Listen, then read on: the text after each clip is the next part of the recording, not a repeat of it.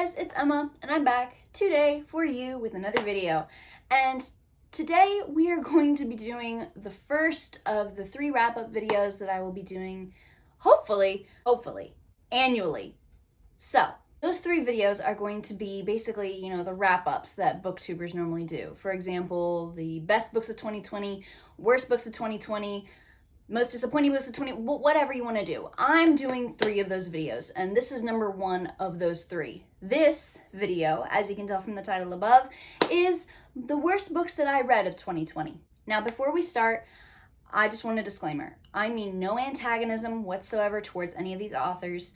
These, for all I know, just could be one of 100 books that they've written, and this one is horrible. Meanwhile, the other 99 are amazing, right? So at the end of the day, the reviews are subjective. My feelings are totally subjective. I'm not going to discourage anybody from reading whatever they want. I would hope that instead of being discouraged by my review, I would hope that instead you just take some things into account. And if you still want to read it, go for it, honeycomb. Get your hustle. I have about 12 books that we're going to be discussing in this video. And the first on that list is I Am Legend by Richard Matheson.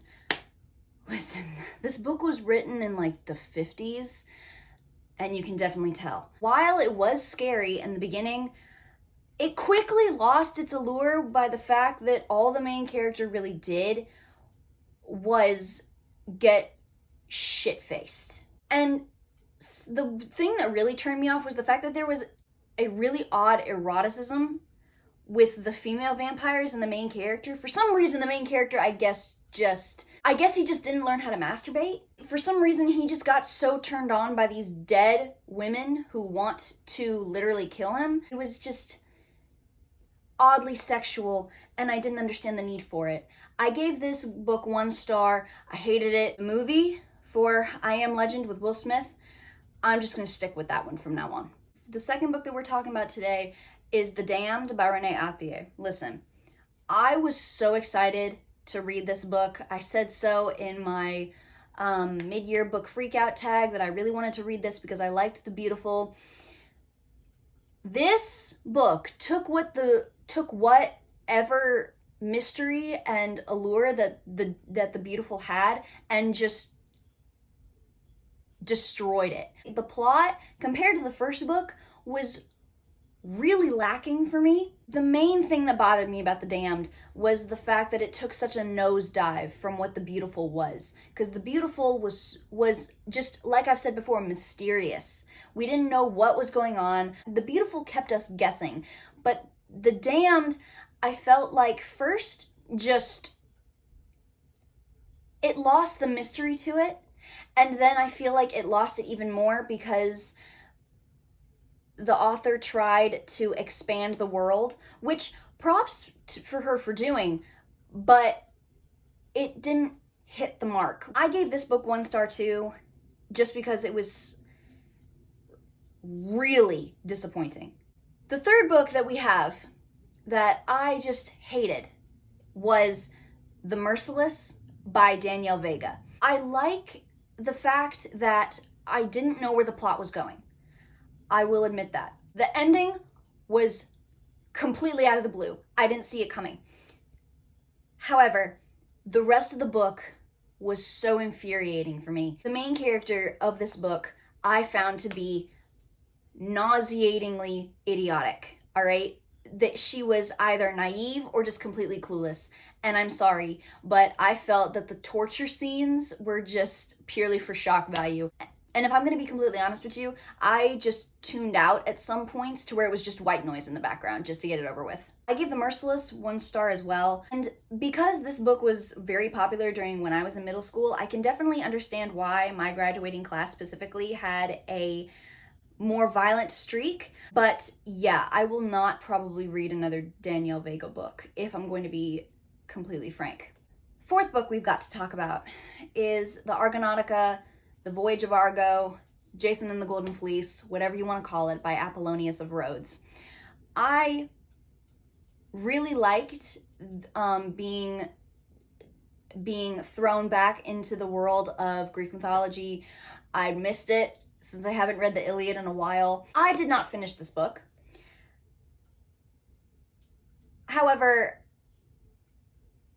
I got enough of it to know that I did not like it. Basically, Jason is the most melodramatic walking pity party of a person, of a Greek hero that I've ever read about, that I've ever had the displeasure of reading about. He was just so annoying. It was such a chore to read about him. I gave the Voyage of Argo 1 star, and all I have to say is Dante Alighieri definitely did a service to mankind by putting Jason, hypothetically, in the 8th circle of hell.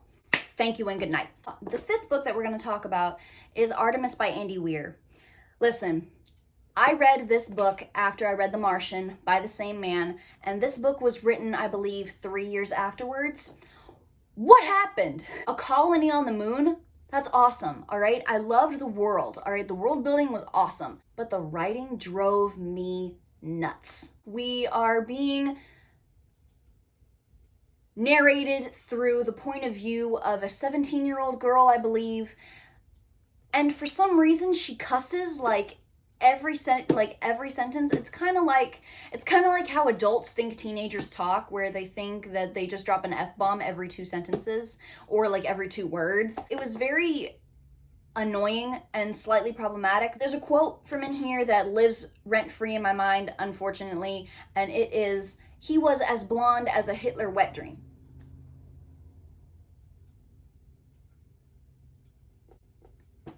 Pardon? I also gave this girl 1 star because I understand what you were trying to do, Mr. Weir, but at the same time I don't like it all. Ooh, sis. I gave so much hype to this because of The Only Good Indians by Stephen Graham Jones, also in my mid-year book freakout tag, and that is The Ritual by Adam Neville. The idea? Brilliant. I was having a good time halfway through until we got to the halfway point, and then it just took a nosedive, y'all. The plot during the second half of the book,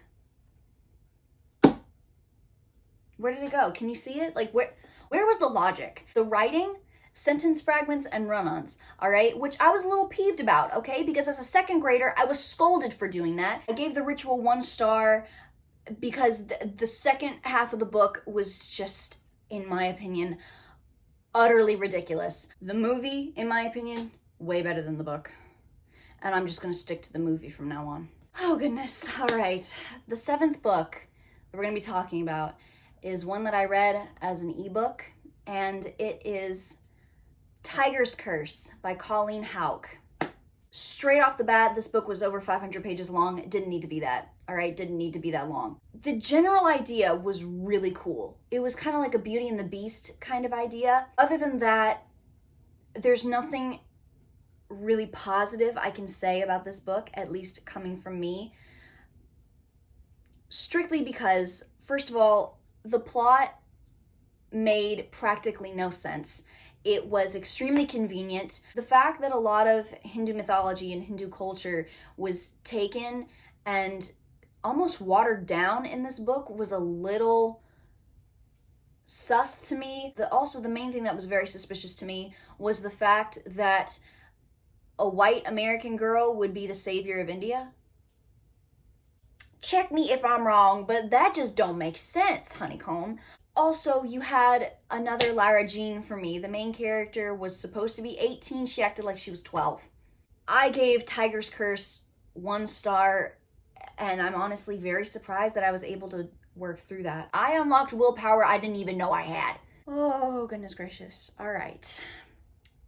The Seed by Ania Ahlborn. I was going into this thinking it was going to be scary, and it was. Before we get into the main reason why I gave it 1 star, I have to divulge that an ending really ruins or makes the book for me, all right? You could have a decently 4 3-star book, but it could go down to 2 1 star, depending on how the ending is, all right? And the ending broke this book for me. The one trope that I can't stand is the miscommunication trope. This book is a very good example of the fact that miscommunication run amok through here, and it infuriated me to no end. Also, the ending was kind of just the straw that broke the camel's back for me. I felt that it was kind of a cop-out. It wasn't anything really spectacular. Ooh, this one gets me heated. Okay. Trapping Her by Aurora Rose Reynolds. I listened to this on Read Me Romance, which is a podcast on Spotify, which, if you're into romance, I definitely recommend that. They release episodes like once every day, each week, so it's a win-win situation, doll. I read this on Read Me Romance, and it's like a Scottish vampire thing, right? I also gave this 1 star. I really didn't like it. The most complaints that I had dealt with the iffy situations regarding consent.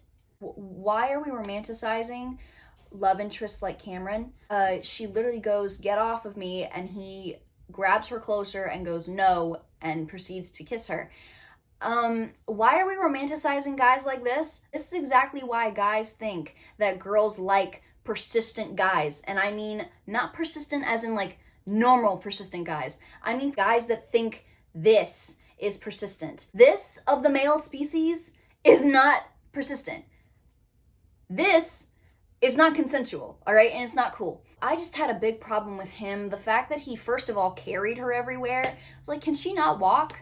Second of all, the fact that he let her wear a bikini. Luke P. from The Bachelorette, is that you? Also, there were just a lot of plot holes everywhere, which I can understand because it's a relatively short book, but the amount of plot holes was just a little bit too much for me. So, Trapping Her, not my favorite romance book. I posted a rant review for this book. It's probably one of my most controversial videos up, and that was my rant review for Needful Things by Stephen King. I gave this 1 star. I absolutely hated it. It was, in my opinion, all right, I want to say this because, you know, I don't want to get pounced on. In my opinion, this was way too long.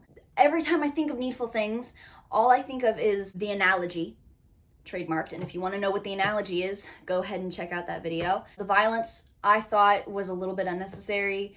The writing in this book, anyway, I found to be very oversaturated. Stephen King is one of the giants in the author world. We all know this. I'm sure he's written some amazing books. However, this just happened to be my first one, and unfortunately, it gave me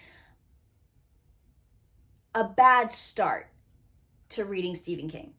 The next book that we're going to be talking about is Dry by Neal and Jarrod Shusterman. The plot idea, loved it. Are you kidding me? I've never read a piece of disaster media that deals with a drought. The thing that made me give this 1 star was the characters. All right? The characters shot every single one of my nerves. They were all idiots. It got very messy towards the last half of the book, and I just wasn't here for it. Every major thing that happened was caused by the characters' stupidity. The last book that we're going to be talking about is one that I've also done a rant review for, so if you'd like to personally watch that video, go ahead and check that out. And that is Into the Drowning Deep by Mira Grant. It's a running trend with most of these books. I was enthralled by the first half, and in this book's case, the first 65%. It was glorious. We endorse, all right? We endorse the differentiation between the happy-go-lucky mermaids and then the chew-on-your-bones type of mermaids, all right? We love to see it. The problem with this book, for me, was the writing. It got to be extremely preachy at some points. Another thing that bothered me was the fact that all of, if not pretty much, all of the characters were written to be very obnoxious, or they were written very obnoxiously based on what they believe. It was just, the writing was not my favorite at all. This is probably the highest rated book out of all of these that we've talked about today, being 2 stars. If you'd like to see, again, more points and where I go more in depth on this book and why I don't like it, please check out the rant review. But this book was okay. It's just, it was very obnoxious at times. Well, you guys, that's about it for this video, this wrap up. I would like for you guys to stay tuned for the next two, which will be my best books of 2020 and then my DNFs of 2020. I hope that you guys are staying safe, that you guys are wearing masks, that you guys are practicing social distancing, and I hope that you guys have a good rest of the year and a good new year and a happy holidays as well. Bye.